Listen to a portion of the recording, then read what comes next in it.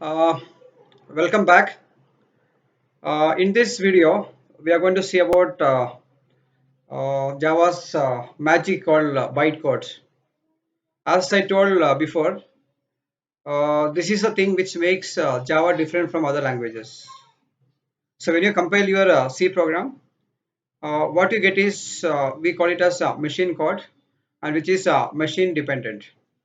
But when you compile your Java program using any compiler, which can be Eclipse or any other kind of things, what you get is something called bytecode, which is machine independent. So because of this, what happened is you can copy down this piece of code and put in other machine and you can run this.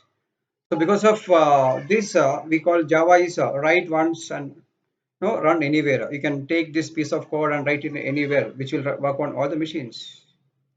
So I repeat, when you compile your C program, your high level language will be converted into machine level language. And if you try to copy that and put in other machine, which will never work. But if you do the same with your Java program, which is going to work because Java is machine independent. Because of bytecode, this is possible. So please remember that this is what makes Java different from other languages. This we call it as Java's magic called bytecode. So let us see the next topic, which is the Java buzzwords. Before the buzzwords, let us see what is servlets. Servlets for your previous syllabus it was there, but for your syllabus is not there. I told Java, Java is different from other languages. Using Java, you can write something called applets, which is programs without main functions. There is another kind of Java, or this is other side of your Java program. Using Java, we can write programs which resides on the server side, and these programs are known as servlets. So I repeat, servlet is a small program that executes on the server side. Applets are small programs which we could download it on your machine and we can run this.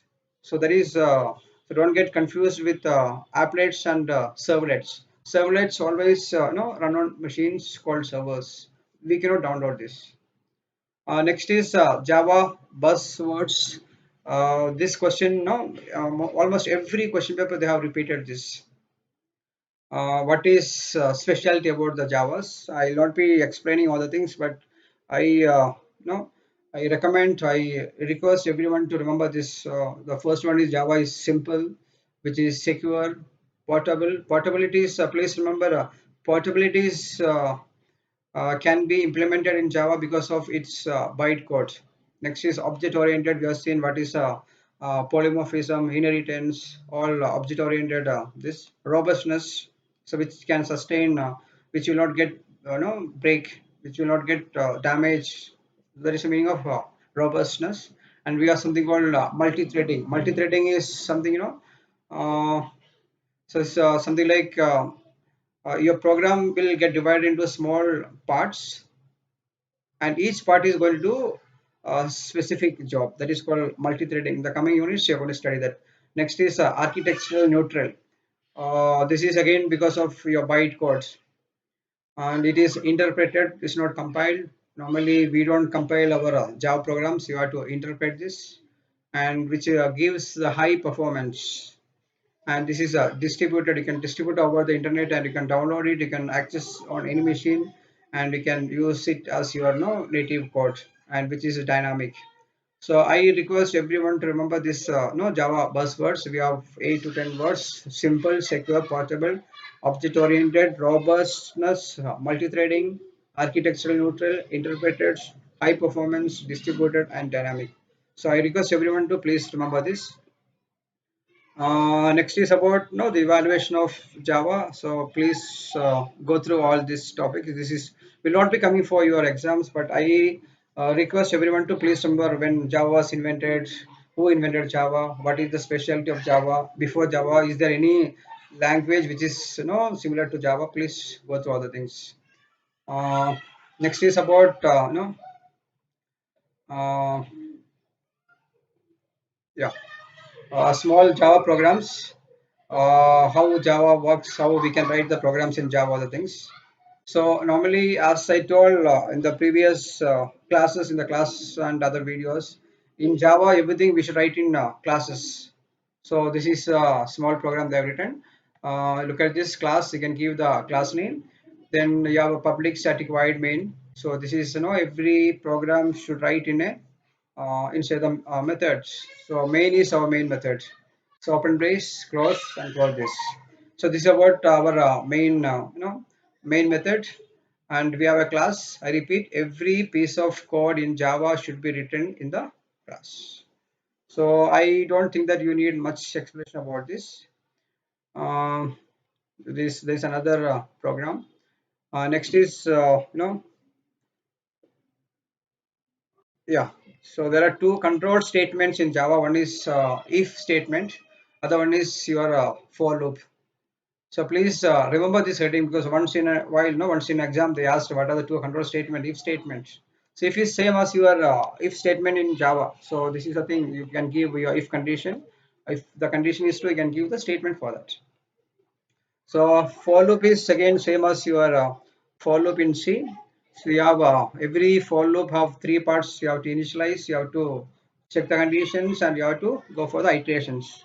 And then you can give the statement, or you can give statements. If you have a group of statements for your for loop, you have, please remember that you have to put everything in the brace. So this is small programs using this. Next is Java keywords. If you take your C programs, we hardly have 32 keywords, but Java is a little which have more keywords right from abstract till the while. So we have 52 keywords, 52 keywords. So please remember a few keywords you might have seen in your C programs, but few, if you take abstract, assert, class, all this final, extends, and volatile was there is this throws, transient, few keywords which we have not studied before. So please remember this. And I repeat, this will not be coming for exams, but being a Java or computer science student, you should know that when you see a keyword, you should be able to say that, yeah, it's a keyword in Java. I should remember this. So I request everyone to remember these keywords. Next is about data types. Java's got eight primitive data types, which is byte, short, int, long, character, float, double, and boolean. So integers, under integers we have a byte, we have short, we have int, we have long, and floating point numbers we have float and double. And please remember, all these types are same as your types in your C program.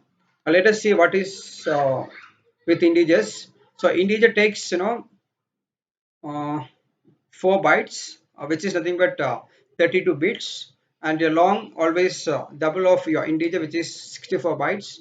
Short is half of your integer, which is 16, and byte is, as you know, which is going to take 8 bits. And please do remember this range. And next is, this is a small explanation about all these types. Next is about double. We call it as floating point types. In this we have double and float. So double will be always double of your float. Float and integer takes same bits, which is 32, and double takes double of float, which is 64 bits. And look at the range from which lowest value to the highest value, which varies. So please make a note of this. Next is, we have something called characters. So normally, if you take your C, the character takes 1 byte, but your Java is little different from other languages. Your character takes 2 bytes. So please remember that. Next is the Boolean, which is not there in your C program, and which takes 1 bit. Character takes 2 bytes, and Boolean takes 1 bit. So please remember this. So this is about your Java starting from your buzzword to this variables. I hope you understood.